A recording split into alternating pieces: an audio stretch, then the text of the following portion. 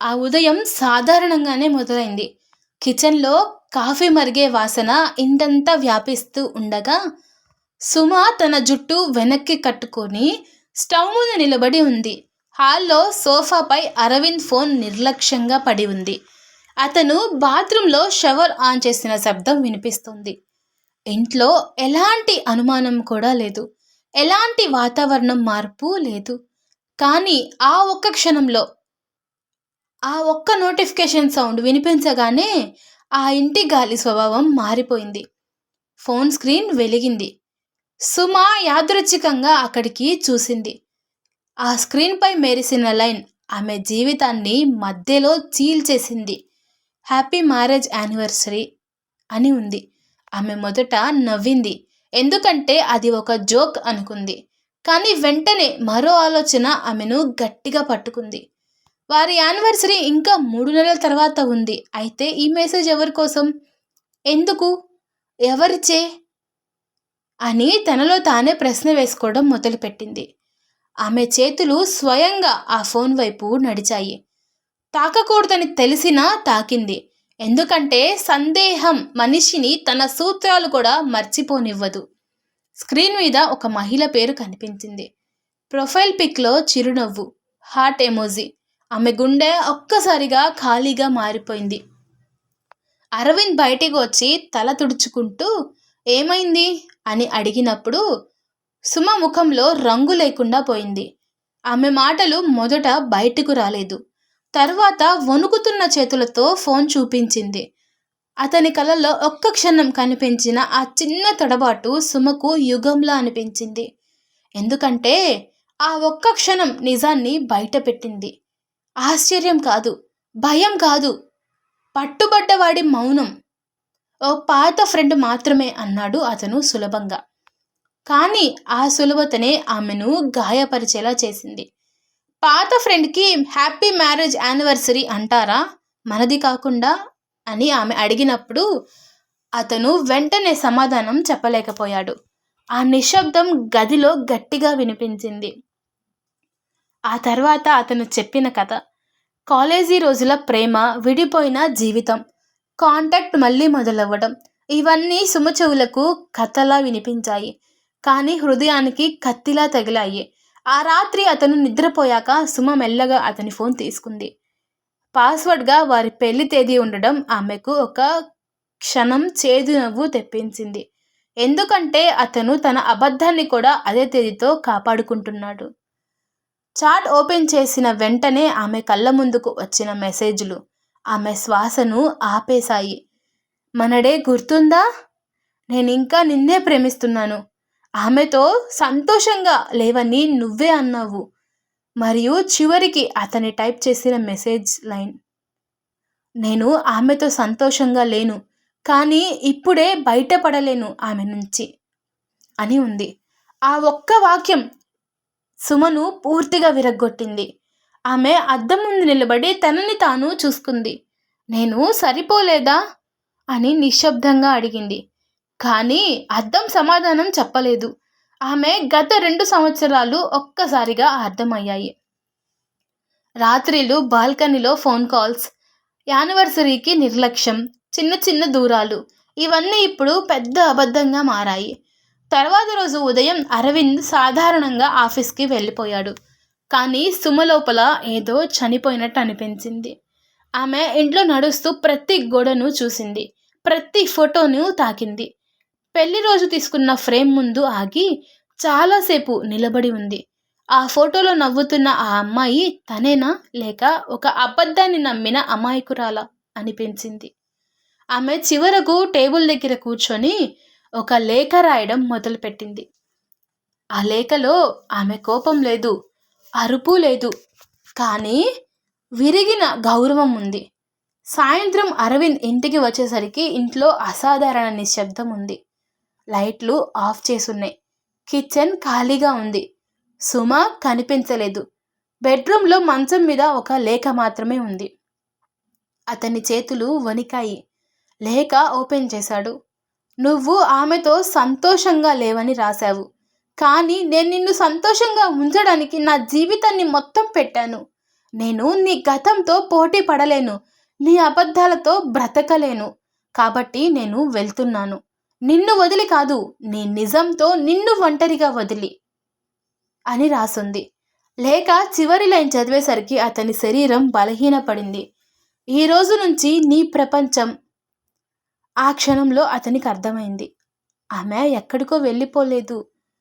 ఆమె అతని జీవితంలో నుంచి శాశ్వతంగా మాయమైపోయింది. అతని ఫోన్ మళ్ళీ వెలిగింది. అదే పేరు నుండి మరో మెసేజ్. నువ్వు ఫ్రీ అయ్యావా అని ఉంది. అతను ఆ స్క్రీన్ని చూసి కూర్చున్నాడు. కానీ ఈసారి సమాధానం టైప్ చేయడానికి అతని చేతులు కదలట్లేదు. ఎందుకంటే అతను ఫ్రీ కాలేదు. అతను ఖాళీ అయ్యాడు. అరవింద్ ఫోన్ స్క్రీన్ మీద మెసేజ్ మెరిసిపోతూనే ఉంది. నువ్వు ఫ్రీ అయ్యావా అని. కానీ అతని చేతులు ఒక్క అక్షరం కూడా టైప్ చేయలేక గాల్లో నిలిచిపోయాయి. ఎందుకంటే ఆ క్షణంలో అతనికి అర్థమైంది, ఫ్రీ అంటే ఒంటరిగా ఉండడం కాదు, ఫ్రీ అంటే తను నిజంగా ప్రేమించిన మనిషిని కోల్పోవడం కూడా కావచ్చని. అతను ఒక్కసారిగా ఇంటి మొత్తం వెతకడం మొదలుపెట్టాడు. అల్మరా తెరిచాడు. అందులో జ్యువెలరీ అంతే ఉంది. ఆ జ్యువెలరీ అరవింద్ తనకి ప్రేమగా చేయించిన నగలు. సుమదుస్తులు చాలా వరకు లేవు. ఆమె జ్యువెలరీ బాక్స్ ఖాళీగా ఉంది. కానీ విచిత్రంగా ఆమె పెళ్లి మంగళసూత్రం మాత్రం డ్రెస్సింగ్ టేబుల్ మీద పెట్టి ఉంచింది. అది చూసినప్పుడు అతని గుండె లోపల ఏదో బలంగా పగిలినట్టు అనిపించింది. ఎందుకంటే ఆ మంగళసూత్రం తీసేయడం అంటే కేవలం కోపం కాదు, అది ఒక నిర్ణయం. అతను వెంటనే కాల్ చేశాడు. ఫోన్ స్విచ్ ఆఫ్ వచ్చింది. మెసేజ్ పంపాడు. డెలివర్ కాలేదు. ఆ రాత్రి మొదటిసారి ఆ ఇల్లు అతనికి భయంకరంగా ఖాళీగా అనిపించింది. టీవీ ఆన్ చేశాడు. కానీ శబ్దం గదిని నింపలేదు. కిచెన్లోకి వెళ్ళాడు. కానీ వంట వాసన లేదు. బెడ్ మీద పడుకున్నాడు. కానీ పక్కన వెచ్చదనం లేదు. ఆ ఖాళీ శబ్దం కంటే ఎక్కువ గట్టిగా వినిపించింది. 3 రోజులు గడిచాయి. సుమ గురించి ఎక్కడా ఎలాంటి సమాచారం దొరకలేదు. ఆమె ఫ్రెండ్స్కి కాల్ చేశాడు. ఎవరికీ తెలీదు. ఆమె తల్లిదండ్రుల దగ్గర లేదు. సోషల్ మీడియా అకౌంట్స్ డిలీట్ అయ్యాయి. ఆమె నిజంగానే తన జీవితాన్ని ఒకే రోజులో మూసేసినట్టుగా మాయమైపోయింది. 4వ రోజు ఉదయం అతని డోర్ బెల్ మోగింది. తలుపు తెరిచాడు. కొరియర్. ఒక చిన్న కవర్. లోపల డివోర్స్ పేపర్స్. సంతకం ఇప్పటికే ఉంది. కింద ఒక చిన్న నోట్. నేను బ్రతకడానికి వెళ్ళను, చనిపోవడానికి కాదు. కానీ నీతో బ్రతకడం అంటే నన్ను నేను చంపుకోవడమే అని రాసుంది. అది చదివిన అరవింద్ కాళ్ళు వణికాయి. ఆ రోజు రాత్రి అతను మళ్ళీ ఆ పాత చాట్ ఓపెన్ చేశాడు. ఆ అమ్మాయి మెసేజ్ మళ్ళీ వచ్చింది. ఇప్పుడు నిజంగా మనం కలిసి ఉండొచ్చు అని పంపింది. అతను చాలాసేపు స్క్రీన్ని చూస్తూ కూర్చున్నాడు. మొదటిసారి అతనికి అర్థమైంది, తనకు ఆమె మీద ప్రేమ కాదు, కేవలం అసంపూర్ణమైన గతంపై మోజు మాత్రమే ఉందని. కానీ తన ముందున్న నిజమైన ప్రేమను తానే పగలగొట్టుకున్నాడని. అతను టైప్ చేశాడు, ఇది ముగిసింది అని సెండ్ చేశాడు. ఫోన్ పక్కన పెట్టాడు. గదిలో నిశ్శబ్దం. గోడపై ఉన్న పెళ్లి ఫోటో వైపు చూశాడు. అరవింద్ ఒంటరిగా కూర్చొని గోడపై ఉన్న పెళ్లి ఫోటోను చాలాసేపు చూస్తూ ఉండిపోయాడు. ఫోటోలో నవ్వుతున్న సుమ కళ్ళల్లో అప్పట్లో కనిపించిన ఒక అమాయకమైన విశ్వాసం ఇప్పుడు అతనికి స్పష్టంగా కనిపించింది. ఎందుకంటే మనిషిని కోల్పోయిన తర్వాతే కొన్ని నిజాలు అర్థమవుతాయి. అతను మెల్లగా ఆ ఫోటో దగ్గరకు వెళ్ళి చేతితో తాకుతూ, నువ్వు నన్ను ఎప్పుడూ అనుమానించలేదు, నేను మాత్రం నిన్ను నమ్మే అర్హత కూడా సంపాదించలేదు అని నిట్టూర్చాడు. అతని గొంతు బిగుసుకుంది. నువ్వు నన్ను ప్రేమించావు సుమా, కానీ నేను నిన్ను అలవాటులాగా చూసుకున్నాను. నీ శబ్దాన్ని బలహీనతగా అనుకున్నాను. నీ సహనాన్ని సాధారణంగా తీసుకున్నాను. నా గతాన్ని ఒక జ్ఞాపకం అని చెప్పుకుంటూ దాన్ని నీ జీవితంలో నీడలా నిలబెట్టాను. కానీ నువ్వు ఒక్కసారి కూడా నన్ను చిన్నబుచ్చలేదు, నన్ను కించపరచలేదు. చివరికి వెళ్ళిపోయేటప్పుడు కూడా నన్ను శపించలేదు. నన్ను నా జీవితంతో ఒంటరిగా వదిలేశావు. అతను కళ్ళను మూసుకొని కూర్చున్నాడు. నేను ఫ్రీ కాలేదు సుమా, నేను ఖాళీ అయ్యాను. నువ్వు ఉన్నప్పుడు నాకు అది తెలియలేదు. కానీ ఇప్పుడు అర్థమైంది, భార్య అంటే ఇంట్లో ఉండే మనిషి కాదు, మన గుండెలో మన తప్పుల్ని కూడా కప్పిపుచ్చి నిలబెట్టే చివరి మనిషి. ఆ మనిషిని కోల్పోయిన తర్వాత మిగిలేది స్వేచ్ఛ కాదు, శాశ్వతమైన నిశ్శబ్దమని. ఆ రాత్రి అతను మొదటిసారి ఒంటరిగా కూర్చొని ఏడ్చాడు. ఆమె కోసం కాదు, తన చేతుల మీదుగా జారిపోయిన ప్రేమ కోసం. అరవింద్ చివరికి గోడపై ఉన్న పెళ్లి ఫోటో ముందు నిలబడి మెల్లగా అన్నాడు, భార్య ఉన్నప్పుడు ఆమె విలువ తెలుసుకోండి. ఆమె మీ జీవితంలో ఉన్నంత వరకు ఆమె ప్రేమను సాధారణంగా తీసుకోకండి. ఎందుకంటే భార్య అంటే కేవలం ఇంట్లో ఉండే మనిషి కాదు, మీ తప్పులను కూడా భరించే చివరి మనిషి.